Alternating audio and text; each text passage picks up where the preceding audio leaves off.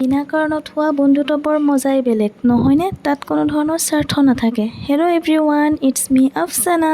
আমি গৈ আছোঁ ফুৰিবলৈ। পিছে আজি কলেজীয়া বান্ধৱীৰ লগত নহয়, ঘৰৰ বান্ধৱীৰ লগতহে।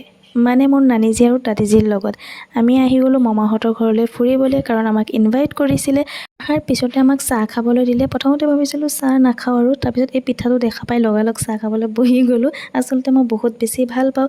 তো চাহ খাই মেলি পেলাই ইয়াত মই অকলে অকলে বহি আছোঁ। আচলতে মানুহ নাই পোৱা কথা পাতিবলৈ। তাৰপিছত আকৌ ভাত পানী খালোঁ। খোৱাৰ পাছতে নানীজী মোৰ কাৰণে পাণ আনিছে। আচলতে মোক এনেকৈ যি খাই লগে মোৰ ওচৰত লৈ আহে।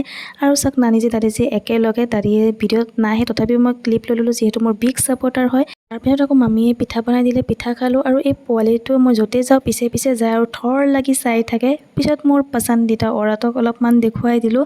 তো আমাৰ দাৱাত খোৱা শেষ, এতিয়া ঘৰলৈ উভতি যোৱা টাইম হৈ গ'ল। আৰু মোৰ নানীজী দাদীজীৰ মৰম চাওক, বন্ধুত্ব মানে বহুত বেছি গভীৰ। এক সময়ত মই আৰু মোৰ বেষ্ট ফ্ৰেণ্ডে এনেদৰে যাম। তাৰপিছত ঘৰত আহি দেখা পালোঁ ভণ্টিয়ে কেক বনাইছে, তাৰ আইডিটো মই তলত মেনশ্যন কৰি দিম। তো কেক চাই থাকিলেতো নহ'ব, মোক কেক নিদিয়ে। মই আহি গ'লোঁ মোৰ ফ্ৰেণ্ডৰ ৰুমত। আহি দেখা পালোঁ তাইও বিজি, টিউশ্যন পঢ়াই আছে। তাৰপিছত কি কৰিম, মই জ্যামিতি বক্স লৈ খেলি আছোঁ আৰু ল'ৰা মানুহৰ জ্যামিতি বক্স চব কাৰ এইবোৰে থাকে, আৰু ছোৱালী মানুহতো বাৰ্বি ডল। আৰু আজি দিনটো এনেকৈ পাৰ কৰিলোঁ। আজিলৈ আহিছোঁ পিছে, বাই।